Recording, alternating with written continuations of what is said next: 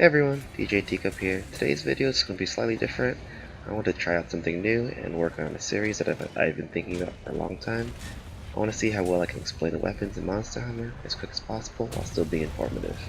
I'll be explaining the fundamentals as well as any advanced mechanics, and with that, let's get started.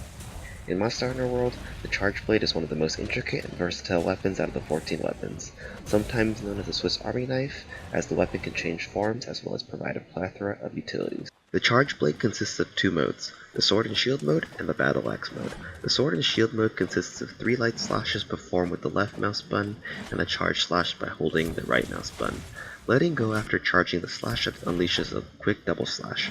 By holding the control key, you can utilize the shield to guard yourself from any attacks coming your way. When holding control and left mouse button, the Charge Blade performs a morph slash and switches into the Battle Axe mode. In the Battle Axe mode, players' attacks become slightly slower as the Battle Axe is heavier than the sword, but with the slower swing, gains a payoff with more damage. By pressing control and the left mouse again, the Charge Blade morphs back into the sword and shield form.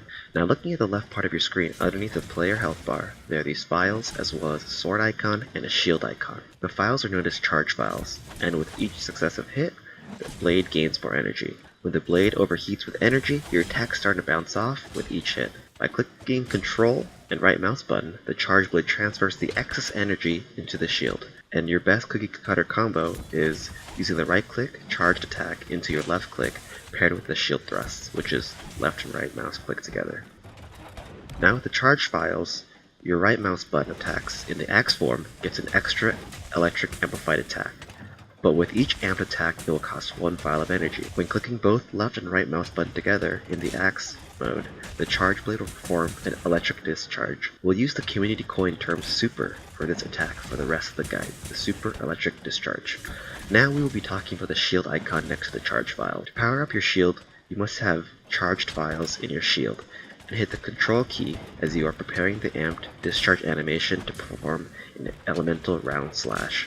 This attack sends all the charge files into the shield, making your shield's defense better and adding another layer of attack onto your Charge Blade. Now when you perform the amped discharge attack in the axe form, you perform what we call an ultra amped discharge, or ultra, instead of the super amped discharge. When using the ultra, the Charge Blade sends multiple explosions using all of your stored up charge files. When you have a charged up shield, you can perform an extra mechanic that you couldn't before. When you're transferring your charged files onto your shield with control and right mouse button, as the animation of your sword enters your shield, you can hold the left mouse button to keep your blade in the shield to charge up your sword, and letting go of the button unleashes a condensed elemental slash. Now with the charged up blade, all of your attacks will have an extra tick of amp damage that includes regular sword swings, your shield if you successfully block any attacks. The Charge Blade is a strong weapon that relies on hitting its heavy attacks such as the super and the ultra amp discharges. When your shield is charged up, your left and right mouse button amp discharge will always perform in ultra, but if you ever want to use a super, when in the animation of an amp discharge, by holding the back key or S and left click together, instead of doing the ultra, you can perform the super. As you can probably notice, a big part of the Charge Blade playstyle is keeping your shield charged to be able to unleash your heavy hitting moves like the ultra amped attack. But switching to Battle Axe mode, to then use the amp discharge to empower your shield makes gameplay clunky and hard to pull off in the heat of battle. There is a shortcut in performing the elemental round slash from the sword form. By clicking the left and right click together in the sword form 3 times in a row, you perform a lunging slash, followed by a shield thrust, and into an amped discharge. By going into the amped discharge, that means you can click the control key to perform the elemental round slash, and thus charging up your shield. Now forms of mobility with the Charge Blade. Usually when using the dodge button or the spacebar, you perform a roll. But after a left click light slash, if you choose to roll left or right, you will instead perform a light hop. This is useful in being able to quickly reposition in battle, and possibly netting you that juicy amped discharge. When pressing right click and a directional key after attack, you will perform an evade slash. This helps you reposition yourself to a more optimal position to dodge the incoming attack of a monster, or to help you get into a position for an amped discharge.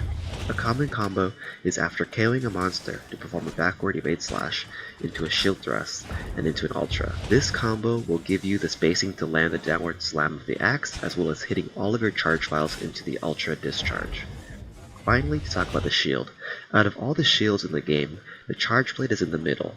It's stronger than the sword and shield, but is outclassed by the lance and gun lance shield. By using the shield, you can guard from monster attacks by holding control, but the stronger the hit, the heavier the recoil you will receive. With a charged shield, you can guard stronger attacks without getting knocked back from the recoil, but an extra mechanic that the charged blade has that the other shields don't have is that they can perform a guard point.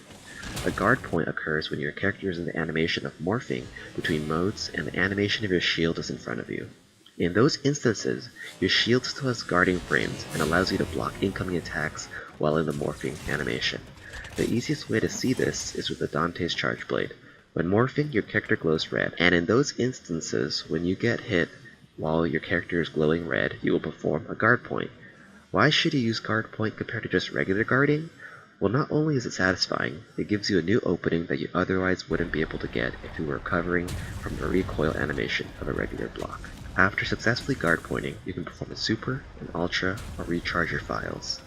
The easiest way to practice guard pointing is in the training room, with the explosive barrels, as well as fighting a monster you're comfortable with, or a monster with very telegraphed attacks.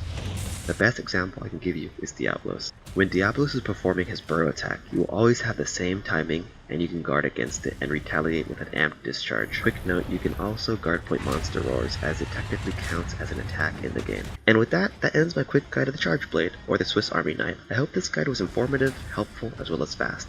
If you have any comments or feedbacks about the guide, I would greatly appreciate it if you let me know down in the comments below. With that, my name is DJ Teacup, and I'll see you next time.